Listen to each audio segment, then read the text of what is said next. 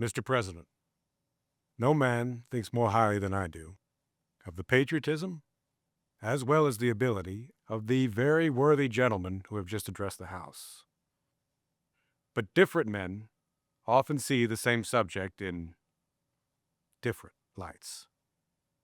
Therefore, I hope it will not be thought disrespectful to those gentlemen if, entertaining as I do opinions of a character very different from theirs, I shall speak forth my opinions freely and without reserve. This is no time for ceremony. The question before the House is one of such awful moment to this country. For my part, I consider it to be nothing less than a question of freedom or slavery. And, in proportion to the magnitude of the subject, ought to be the freedom of debate. It is only in that way we may hope to arrive at truth and fulfill the great obligation which we hold to God and to our country. Were I to keep back my opinion now, out of fear of giving offense, I would consider myself guilty of treason toward my country, as well as an act of disloyalty toward the majesty of heaven, which I revere above all earthly kings. Mr. President, it is natural of man to indulge in the illusion of hope. We are apt to close our eyes to a painful truth and listen to the song of that siren until she transforms us into beasts. Is this the part of wise men engaged in a great and arduous struggle for liberty? Are we disposed to be numbered among those who, having eyes, see not, and having ears, hear not, those things which so nearly concern our temporal salvation? For my part, whatever anguish of spirit it may cost, I am willing to know the truth. I am willing to know the worst and to provide for it. I have but one lantern by which my feet are guided, and that is the lamp of experience. I know of but one way of judging the future, and that is by the past.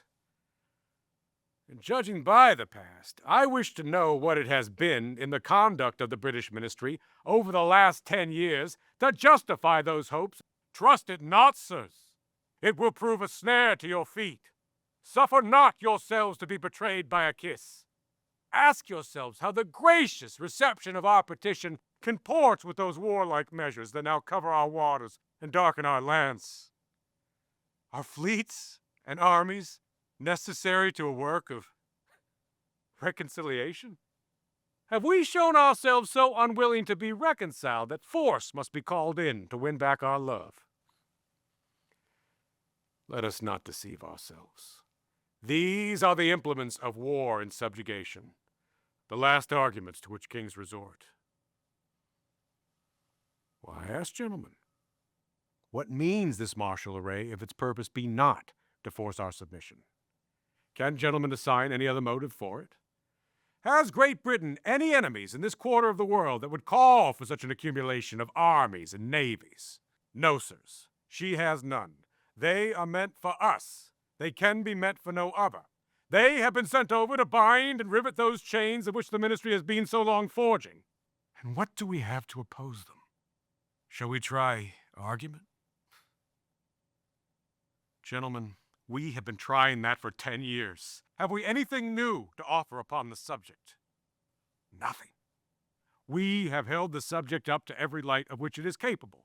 Shall we try humble entreaty and supplication? What terms can we offer that have not already been exhausted? Let us not, I implore you, sirs, deceive ourselves. We have done everything that we could do to avert the storm that is coming. We have petitioned. We have remonstrated. We have supplicated. We have prostrated ourselves before the throne and implored its interposition to arrest the tyrannical hands of the ministry and parliament. Our petitions have been slighted. Our remonstrances have produced additional violence and insult. Our supplications have been disregarded, and we have been spurned with contempt from the foot of the throne. In vain it is, given these things, to indulge the fond hopes of peace and reconciliation. There's no longer any room for hope.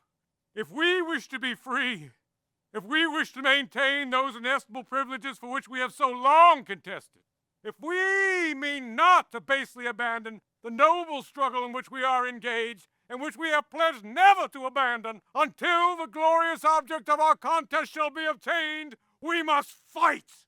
We must fight! An appeal to arms and the God of hosts is all that is left us. They say that we are weak and unable to cope with so formidable an adversary as Great Britain. But to them I ask, when shall we be stronger? Will it be next week? Next year? Will it be when we are totally disarmed and a British guard is stationed in every house? Shall we gather strength through irresolution and inaction? Shall we acquire the effectual means of resistance by lying supinely upon our backs and hugging the delusive phantom of hope till the enemy's bound us hand and foot?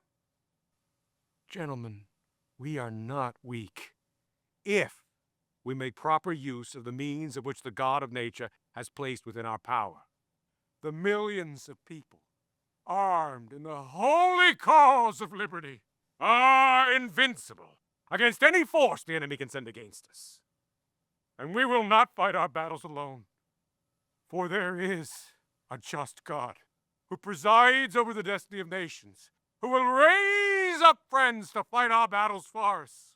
For the battle, sir, is not to the strong alone.